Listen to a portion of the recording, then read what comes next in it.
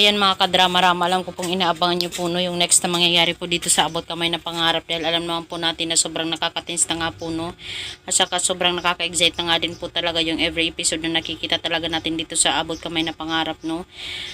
At alam naman po natin mga kadrama-rama na talagang itong si Doc RJ, malalaman po talaga niya yung katotohanan talaga about talaga sa pagkatao ni Zoe. At walang iba pong magsasabi kundi talaga itong si Doc Lyndon, dahil darating po talaga tayo sa point na yun talaga na marireveal po talaga ang lahat no.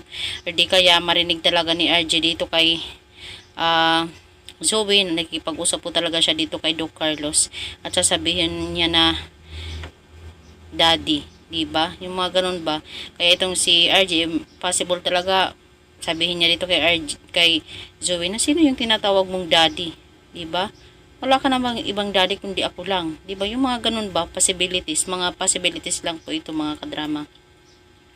Kaya alam naman po natin mga kadrama, pag nalaman talaga yun ni RJ, sobrang galit po talaga yung mararamdaman niya no?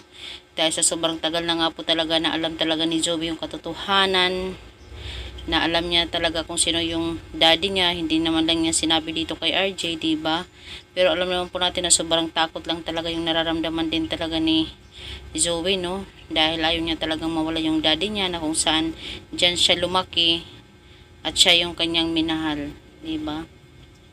Sobrang jealous lang po talaga yung mararamdaman dito ni Zoe, lalong lalo na merong anak talaga itong si RJ, na totoo talagang anak mula dito sa kanyang minamahal na si Lynette, na si Annalyn, di ba? Kaya itong si Zoe, sana nga lang po talaga no, ay mapatawad talaga siya ng kanyang daddy na si RJ. Di ba, tanggapin pa rin siya. Kasi pag nalaman pa ni RJ na siya yung naging dahilan ng pagkawala ng kanyang papa, naku, mahihirapan tayo dyan mga kadrama no. Ang dami na kasing kasalanan ni Zoe talaga na na mga ginawa. Sana talaga ay mangibabaw pa rin talaga yung pagmamahal at pagpapatawad talaga ng kanyang daddy RJ.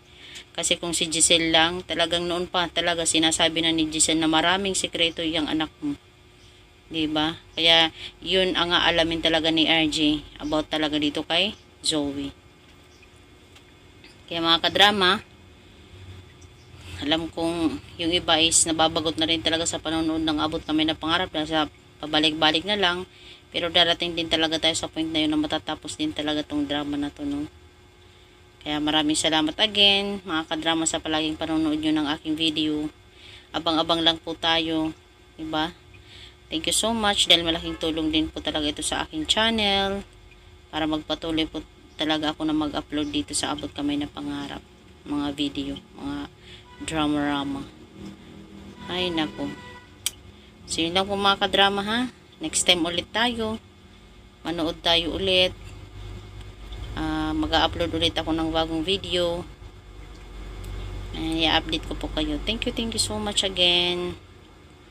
Sana nga lang talaga no, darating talaga yung nagiging consequence talaga lahat ni Zoe, lahat ng mga nagawa niya.